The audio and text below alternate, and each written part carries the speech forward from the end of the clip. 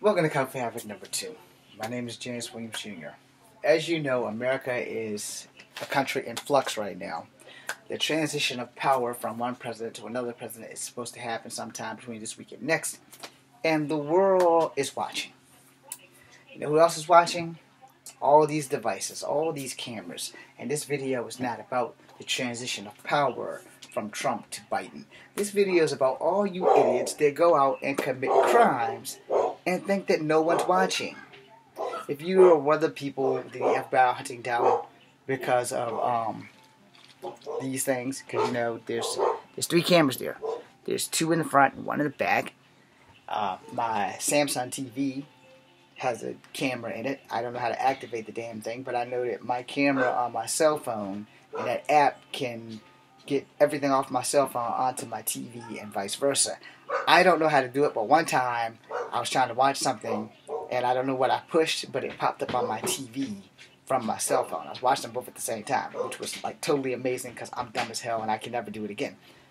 But I do know that Samsung devices, my television can also be activated with this. Or this can go on, whatever's on here can go on there is what I'm trying to say. The thing is that if you're out here doing crimes and the FBI and them are watching through all these devices and other people are watching and recording you, don't be stupid enough to be doing these things because you know for a fact that everybody is watching you. So, I ask you, are you going to be on the world's dumbest criminals? And this goes specifically to the people who stormed the White House and didn't think for a New York minute that, you know, hey, we're going to be seen. I'm going to get my Viking helmet, and I'm going to get my flag, and I'm going to beat cops up. I'm going to crush a cop in the doorway, and no one's going to know who the hell I am because I'm going to be wearing face paint and have my hairy chest exposed. Okay, look, people, all jokes aside, that was a tragedy waiting to happen. But in all honesty, all y'all who are responsible for storming the castle, minus the 5 people that have passed away, you are responsible for your actions. And regardless of if you want to blame Trump for inviting you there or whatever, you know, you didn't have to show up. See, we had this thing 4 years ago in Charlottesville. And I'm going to speak from experience because 3 damn days before the Unite the Right came here, every news station, every radio station, and even a few people on the internet gave Charlottesville things to do to avoid that entire situation. And about 70% of Charlottesville went downtown. They opened up Fridays after 5 early. They opened up other things. Even the X Parks had some stuff going on there because I was supposed to be working that week, but I don't work on that day because I was in school and I only worked 1 day a week. But I knew that they had plans for everything so that people could come to X Park. They had plans at other places around Charlottesville so that we could avoid the shit that happened. And nobody took that shit seriously. Everybody decided, we're going down there to deal with these racist asshats. When the Klan came 2 weeks before, beginning of August, the Klan came. And it was bad, but it wasn't as bad as Unite the Right because nobody lost their life when the Klan came. But when the Unite the Right came, all the anti-protesters were there. Our city specifically said, go anywhere but there. We're opening up the floodgates to events everywhere. It's like they had an emergency party to stop people from going to the Unite the Right protest. The emergency parties didn't work. As we know, 3 people died that day, Miss Hire and 2 police officers. And everybody still don't get it. You cannot blame somebody else responsible for your actions. Unless, by the grace of God, you are a sleeper agent and somebody's done something, put a microchip in your head, and you know, now you're out going around killing people. And I do fear that that could be me. I do fear that because I did serve in the military. I didn't serve the way I wanted to serve, but I did serve. My dog tags are real. My cat card is real. My veterans card is real. There's no stolen valor here. And I do fear, what if I'm a sleeper agent? As far as I know, I'm not. God, I hope not. Every now and again, I might wake up with a different scratch on my body, and I often wonder, did I leave this house and don't know that I left this house? And I was like, okay, I got a new bruise. Where the hell did that come from? Because I don't really remember where it happened. And I pray to God that I'm not going around killing people. That's not what I signed on for, even though I got infantry and got infantry training. I also have a bad hip, so me actually literally going out and trying to kill people and run from them is probably not a fucking option. But we had the choice to not go to the Unite the Right. And I took the choice. I kept my ass right here at home and was watching everything. They even had like things that were going to be on like PBS and stuff like that. And I was at home watching TV and studying and shit. And then all hell broke loose. And it came through my TV. It broke off. Breaking news. This is what's happening in Charlottesville right now. And 29 News was on the scene. For you people who went to D.C. and stormed the castle, you know, you had the option of not going. And now you're begging for pardons. 4 of your compatriots lost their lives. 1 officer lost his life. And you're begging for pardons when you could have kept your ass at home. You got guys all over the place propping their feet up on Nancy Pelosi's desk, and you're begging for pardons. You're begging for a get out of jail free card when you knew that you shouldn't have been there in the first place. You don't get out of jail free. You know, people who should be getting out of jail free, the people who did not smoke drugs but had drugs in their car because one of their friends wasn't man enough to take the heat for their own misgivings and slipped the joint in their seat and decided, my friend's going to take the heat for me because I'm not man enough to do my time.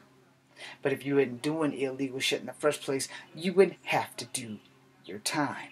But for you to set up your friend shows you what kind of person you actually are too. So I ask you, why did you deserve a pardon when you participated? Now granted, yeah, Trump supposedly invited y'all down there, because words can be miscrewed. I don't support Trump, and maybe he did. But I can tell you this. Sadly, he didn't put a gun to your head and say, hey, come on down here and let's start a civil war and storm the White House. I'm not blaming anybody who supports Trump for that shit, because you can be misguided, misled, and end up dead for any cause. Remember when ISIS was recruiting the hell out of young white kids by internet and young Indian kids and Muslim kids by the internet? Because it's not hard for words to influence anybody at all. And I hope that if I'm ever influencing someone, that I'm influencing them in a positive light so that they don't go out and do anything stupid. Which is another reason why when I make martial art movies, the first thing I tell people is if you don't have proper training, then you probably shouldn't be doing this.